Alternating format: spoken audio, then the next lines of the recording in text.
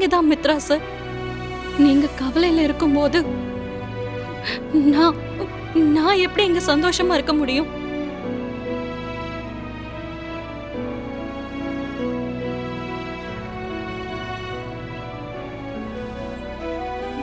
என்னோட புருஷனான உங்களை நான் நல்லா பாத்துக்கணும்னோ, குடும்பத்துல இருக்க பொறுப்பு எல்லாத்தையும் நான் நல்லா கவனிச்சுக்கணும்னோ, என் கழுத்துல நீங்க கட்டின அந்த தாலி எனக்கு என்னைக்குமே ஞாபகப்படுத்திக்கிட்டே இருக்கும்.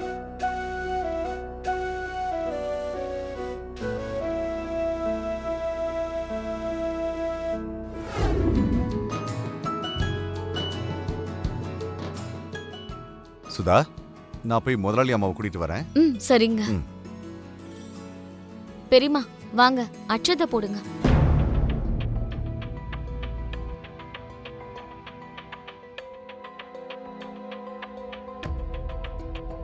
மித்ரா, மனிஷா, 2 பேரும் ரெடியா? போலாமா? மாம், அது லேடிஸ் ஃபங்க்ஷன். நான் எதுக்கு? நான் வரல. மனிஷா, நீயாவது போலாம் வரியா? போலாம் ஆண்டி. வா. மேடம், போலாமா மேடம்? உங்களுக்காக தான் வந்தேன். வாங்க மேடம். வா மனிஷா.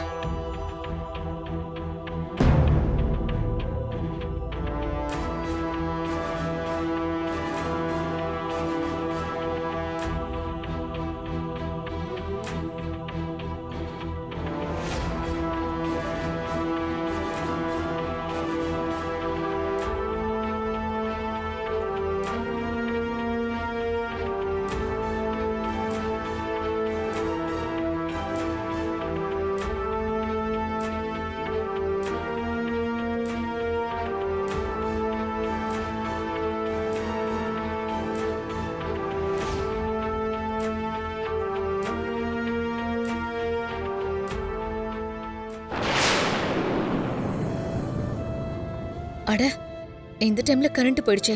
இங்க எப்பவும் இப்படி நடக்கிறதா மேடம்? மழை பெஞ்சு காத்தடிக்கும்ல, அந்த காத்துக்கு மரம் ஏதாவது விழுந்துருமோன்னு கரண்ட்டை கட் பண்ணிடுவாங்க. சரி, கரண்ட் எப்போ வரும்னு ஏதாவது தெரியுமா? கரண்ட் எப்போ வரும்ன்றது நம்மளால சொல்ல முடியாதுமா. அது வர வரைக்கும் நம்ம வேலைகளை நிறுத்தவும் முடியாது. நீ சொன்னது உண்மைதான் பாஸ்கர். கரண்ட் எப்ப வரும்னே தெரியாதப்போ கரண்ட் வர வரைக்கும் எதுக்காக நம்ம காத்துட்டு இருக்கணும்? வா போலாம். வாங்க மேடம். வா.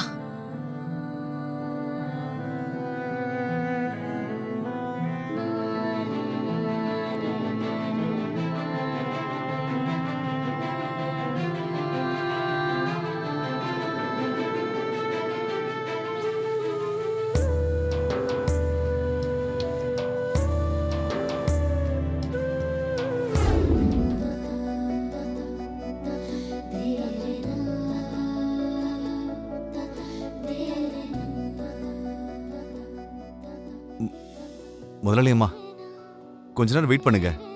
கரண்ட் இப்போ வந்துடும். இருந்து சாப்பிட்டு போங்க. பரவாயில்ல பாஸ்கர். இந்த குரலை நான் எங்கேயோ கேட்டிருக்கனே.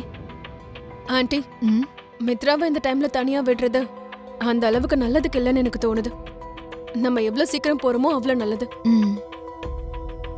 பாஸ்கர், தப்பா எடுத்துக்காத. நான் உடனே போயாகணும். சரிங்க மேடம்.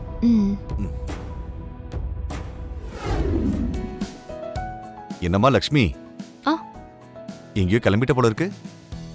கொஞ்சம் அப்படியே நடந்துட்டு வந்தா உடம்பும் மனசும் கொஞ்சம் ரிலாக்ஸா இருக்கும்ல.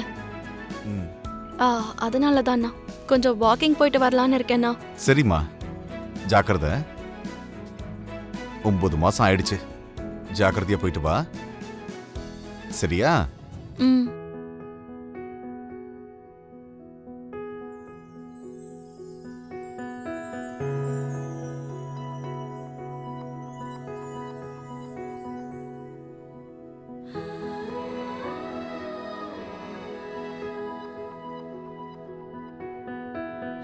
ஆமா லக்ஷ்மி, இந்த வாரத்திலே டெலிவரி ஆயிடும்னு நினைக்கிறேன்.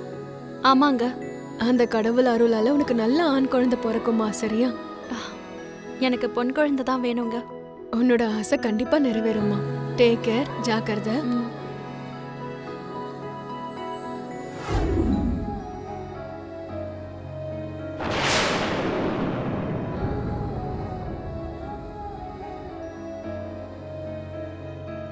மித்ரா மாதிரியே இருக்கு.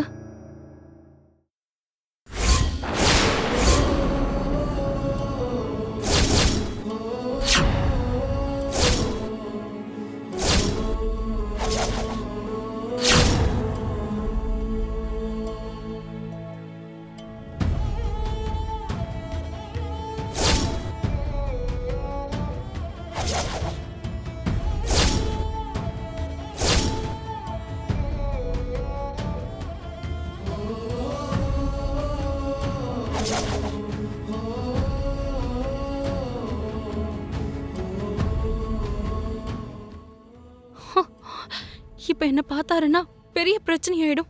எந்த ஒரு சூழ்நிலையிலயும் அவர் என்ன பாத்திரக்கூடாது. நீ உன் புருஷன் மித்ராவோட வாழ்க்கையை விட்டு நிரந்தரமா போயாகணும்.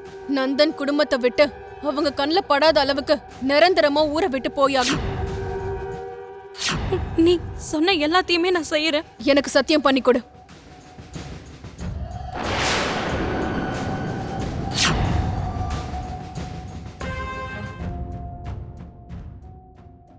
Hello, excuse me.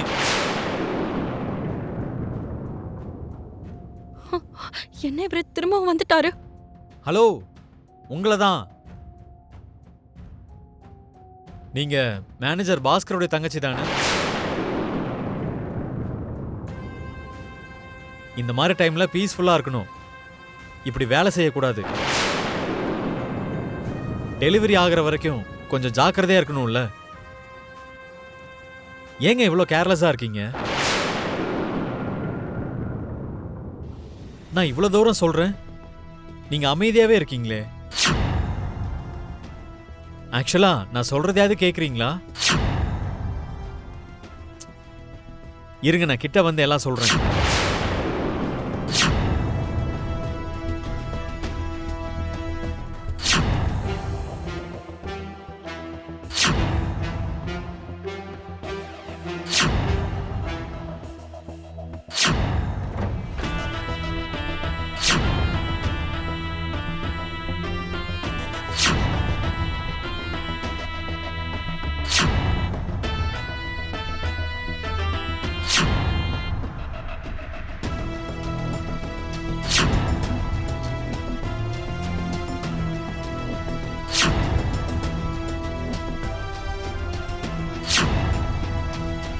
Mitra, Mitra, come, come on, வா மித்ரா.